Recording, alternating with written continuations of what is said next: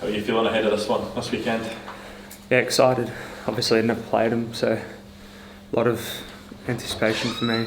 Keen to get out there. Is that one of the reasons you come to Scottish football? Obviously, some big clubs here to be able to play against the likes of Celtic and Rangers.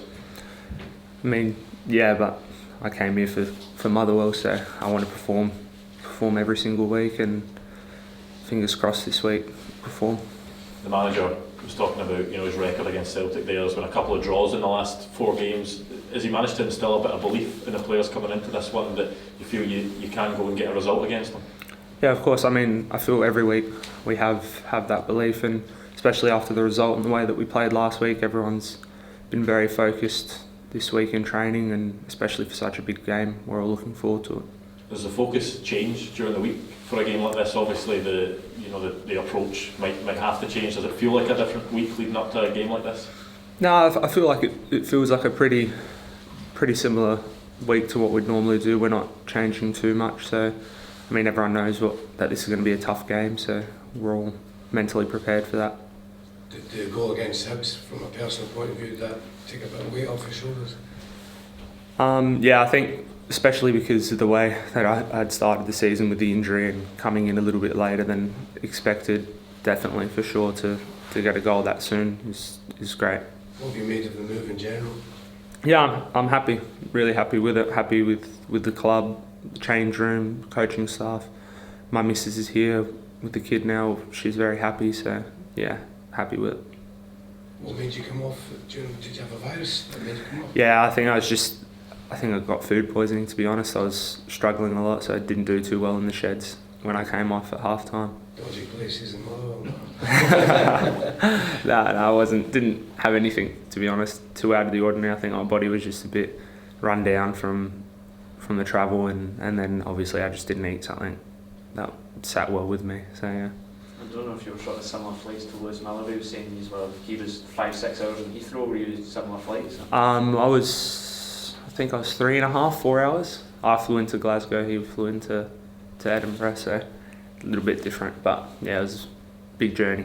Was that, the Australia call, was that unexpected given the fact you hadn't really played many minutes sort of in the season up until that point? Yeah, it was a bit unexpected, to be fair. I mean, I barely played any football. I think I'd only played 60 minutes or 70 minutes of football prior to getting the call up, so yeah, it was a bit unexpected, but it was good to be in camp, obviously with the new coach as well, see the standards that he wanted, so it was good. How big are weeks like this for you when you've maybe not had a consistent run of games and you can actually maybe start to play on it on a regular basis, which you've maybe not been able to do? Yeah, these next few weeks for me are vital, I think, especially knowing myself as a player. Getting consistency for me is going to be the thing where I feel like I can show my best, so once I get a run of games, I think I'll start to perform at a high level. Who in particular has impressed you on their side? Probably the Japanese boys.